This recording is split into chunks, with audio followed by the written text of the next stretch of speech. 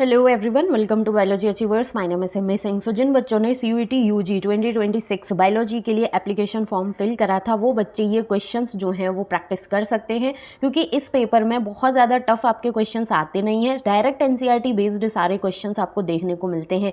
जितने ज़्यादा से ज़्यादा आप PYQs जो अवेलेबल हैं वो सारे प्रैक्टिस करेंगे तो आपके लिए बहुत हेल्पफुल होने वाला है। तो यहाँ पर मैं आपको PYQs जो है वो प्रैक्टिस कराने वाली हूँ। तो यहाँ पर फर्स्ट जो क्वेश्चन है हमारे पास वो क्या है, analogous structure are result of. ये किसका रिजल्ट होते हैं? ये कन्वर्जेंट एवोल्यूशन का रिजल्ट होते हैं। तो करेक्ट आंसर जो है वो क्या हो जाएगा? Option number 1। नेक्स्ट क्वेश्चन की अगर हम बात करें, नेक्स्ट क्वेश्चन है which of the following does not affect Hardy-Weinberg equation. Equilibrium को कौन सी चीज़ अफेक्ट नहीं करती है? तो जीन पूल जो है ये इसको अफेक्ट नहीं करता है। आंसर क्या हो जाएगा? Option number 3। नेक्स्ट क्वेश्चन है which of the following primate was more like an app. तो वो कौन से थे? वो थे ड्रायोपिथेकस। तो ऑप्शन नंबर 2 जो है करेक्ट आंसर हो जाएगा।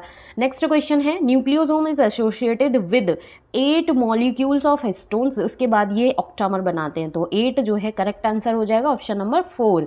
नेक्स्ट क्वेश्चन है डायरेक्ट NCERT की लाइंस जो है यहाँ पर कॉपी पेस्ट हैं। आप ह्यूमन जीनोम प्रोजेक्ट वाला जो आपका टॉपिक है, ह्यूमन जीनोम प्रोजेक्ट वाला जो टॉपिक है NCERT बुक में, ये सारी की सारी 1 बाय 1, इवन 1 बाय 1 सारी की सारी एज इट इज लाइंस जो है यहाँ पर कॉपी पेस्ट की हुई हैं। So select the observation drawn from the human genome project which are correct. कौन सी करेक्ट हैं? The human genome contains 3164.7 million base pairs, exact number दिया हुआ है। The average gene consists of 3000 bases, yes. Total number of gene is estimated at 30,000, बिल्कुल। The functions are unknown for over 50% of discovered genes, yes. Less than 2% of genome code for proteins, बिल्कुल। सारे statements जो हैं वो correct हैं। सारे statement 1 bye 1 NCERT की book से यहाँ पर कॉपी पेस्ट किए हुए हैं। तो करेक्ट आंसर जो है वो क्या होगा? A, B, C, D and E। Option number 4 जो है ये हो जाएगा correct answer. Now next question है मैच द लिस्ट का है। लिस्ट 1 को लिस्ट 2 के साथ मैच करना है। सबसे पहले हम एंटीएटर की अगर बात करें तो एंटीएटर जो है ये हमारा किसके साथ मैच करेगा? एंटीएटर जाएगा हमारा नंबर्ड के साथ में। तो A का 2 यहाँ पर भी है, A का 2 यहाँ पर भी है, 3 एंड 4 तो एलिमिनेट हो गए। उसके बाद आ जाता है बॉब कैट। बॉब कैट जो है ये मैच करेगा किसके साथ? टेस्मेनियन टाइगर कैट के साथ। तो B का 4 यहाँ पर है, यहाँ पर B का 1 है, ये भी चला गया। तो आंसर आ गया ऑप्शन नंबर 1। बाकी के भी मैच कर लेते हैं। लेमर की अगर हम बात करें, लेमर जो है ये मैच करेगा स्पॉटेड कस्कस के साथ में। फ्लाइंग स्क्वेरल जो है फ्लाइंग फेलेंजर के साथ में। तो C1D3 तो करेक्ट आंसर हो गया ऑप्शन नंबर 1। ठीक है। नाउ नेक्स्ट क्वेश्चन जो है उसकी हम बात करें, आइडेंटिफाई इनकरेक्ट स्टेटमेंट। अब यहाँ पर भी अगेन हमें कुछ स्टेटमेंट्स दिए हुए हैं जिसमें से 1 बाय 1 पढ़ के आपको ये देखना है कि कौन सा स्टेटमेंट जो है वो इनकरेक्ट है, गलत है। इंटेस्टाइनल परफोरेशन एंड डेथ में occur in severe case of typhoid infection, बिल्कुल हो सकती है। Common cold is called by rhinoviruses, बिल्कुल। Lips and fingers may turn grey to bluish colour in severe case of pneumonia, ऐसा होता है, बिल्कुल हो जाता है। Pneumonia is caused by salmonella, ये निमोनिया जो है सैल्मोनेला के थ्रू नहीं कॉज्ड होता है। निमोनिया जो है वो कॉज होता है स्ट्रेप्टोकोकस निमोनी या फिर हीमोफिलस इन्फ्लुएंजी के through. Typhoid fever could be confirmed by Widal test, बिल्कुल। तो इनकरेक्ट स्टेटमेंट जो है वो कौन सा है? Option number D. तो डी ओनली, ऑप्शन नंबर 3 जो है ये क्या हो जाएगा? Correct answer. डी जो है वो हमारा इनकरेक्ट स्टेटमेंट है। नेक्स्ट क्वेश्चन है अगेन मैच द लिस्ट का है। लिस्ट 1 को लिस्ट 2 के साथ मैच करना है। लिस्ट 1 में दिया हुआ है टाइप ऑफ बैरियर्स, लिस्ट 2 में उसके एग्जाम्पल्स दिए हुए हैं। लिस्ट 1 में टाइप ऑफ बैरियर्स जैसे कि साइटोकाइनिन बैरियर की अगर बात की जाए तो इसमें कौन से आ जाते हैं? इंटरफेरॉन्स। ए का क्या हो गया? 4। ए का 4 जो है यहाँ पर भी दिया हुआ है, ए का 4 यहाँ पर भी दिया हुआ है, तो 2 एंड 3 तो एलिमिनेट हो गए हमारे ऑप्शंस।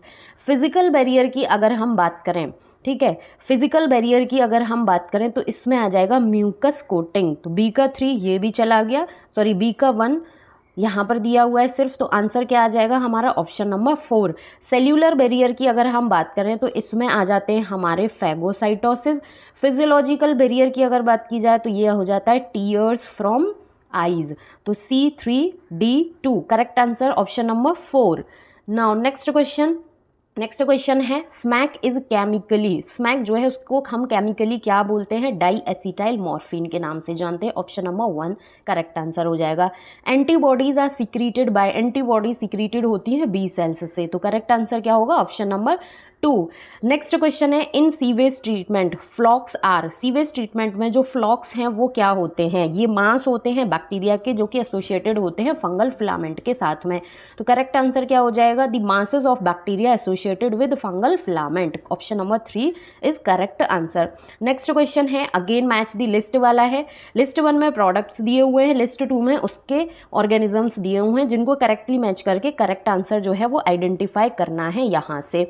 तो सबसे पहले हमें दिया हुआ है स्टैटिन, स्टैटिन की अगर हम बात करें तो ये क्या हो जाएगा, इसका ऑर्गेनिज्म, स्टैटिन का ऑर्गेनिज्म आ जाएगा मोनेस्कस, तो ए का क्या हो गया 3, ए का 3 यहाँ 2 ऑप्शंस में दिया हुआ है, 1 और 4 तो एलिमिनेट हो गए हमारे।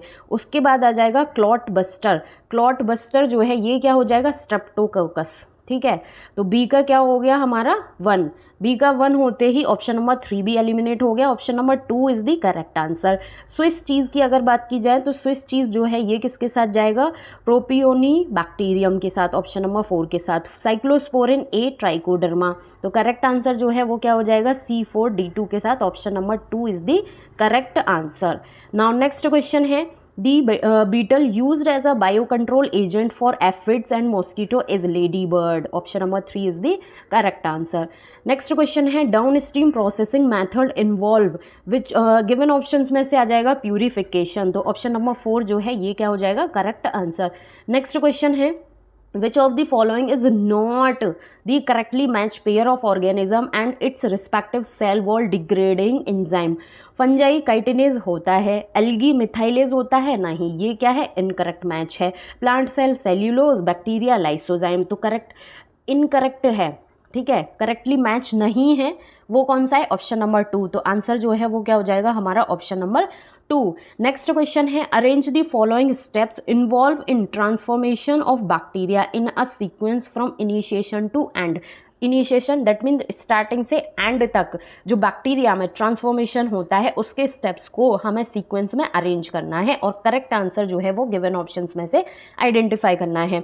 सबसे पहले जो है वो क्या आ जाता है, treatment with divalent cations, treatment करेंगे सबसे पहले हम डाइवेलेंट कैटाइन के साथ, देन उसके बाद incubation of recombinant DNA with bacterial cell on ice, ये जो RDNA है इसको रिकॉम्बिनेंट डीएनए बोला जाता है, ये हो गया। उसके बाद हम हीट शॉक ट्रीटमेंट करेंगे, 3 हो गया। उसके बाद हम placed them again on ice, फिर से आइस ट्रीटमेंट करेंगे, 4th हो गया।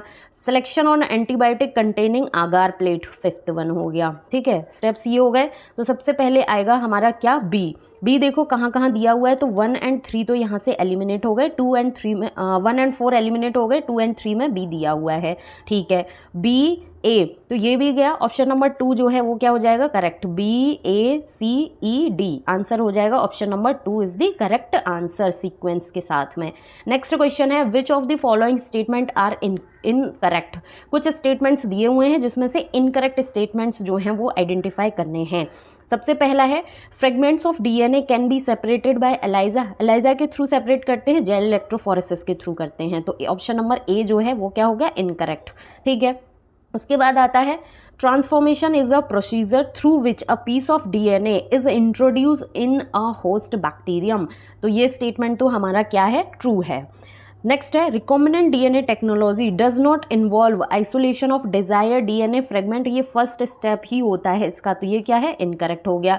DNA ligase are used for stitching DNA fragments into bacteria, बिल्कुल, तो यहाँ से ए और सी जो है वो क्या है हमारे इनकरेक्ट है और इनकरेक्ट स्टेटमेंट के बारे में ही पूछा है, ए और सी ओनली, तो आंसर क्या हो जाएगा option number 1 A and C only incorrect statement है। नेक्स्ट क्वेश्चन है जिसमें ट्रू स्टेटमेंट्स के बारे में बताना है कि कौन से स्टेटमेंट जो हैं वो ट्रू हैं, ठीक है। नंबर 1 है milk obtain from Rosie is nutritionally more balanced for human babies than natural human milk, तो ये तो इनकरेक्ट है, नेचुरल ह्यूमन मिल्क जो है वो मोर न्यूट्रिशियस होता है बेबीज़ के लिए एज कंपेयर, अगर हम मिल्क रोज़ी का या फिर गाय भैंस का किसी का भी कंपेयर करें, तो ये क्या हो गया इनकरेक्ट हो गया हमारा, ठीक है। उसके बाद नेक्स्ट क्वेश्चन है हमारा biopiracy refers to the use of bio resources without proper authorization from MNCs. Without proper authorization तो कर ही नहीं सकते, तो ये स्टेटमेंट भी इनकरेक्ट हो गया। GEAC is the decisive body for safety and validity of GMOs, genetically modified organism and GM research respectively, तो ये स्टेटमेंट एकदम करेक्ट है। Transgenic animals help us to understand the contribution of genes in the development of disease, बिल्कुल। तो सी और D जो है ये दो स्टेटमेंट हमारे करेक्ट हैं, ए और बी इनकरेक्ट है। करेक्ट स्टेटमेंट के बारे में हमें क्वेश्चन में पूछा था कि कौन से करेक्ट स्टेटमेंट है और उस बेसिस पर आंसर निकालना है। तो सी और डी जो है वो करेक्ट है, तो ऑप्शन नंबर 2 जो है वो क्या हो जाएगा हमारा correct answer. Now next question है जिसमें लिस्ट 1 को लिस्ट 2 के साथ अगेन मैच करना है।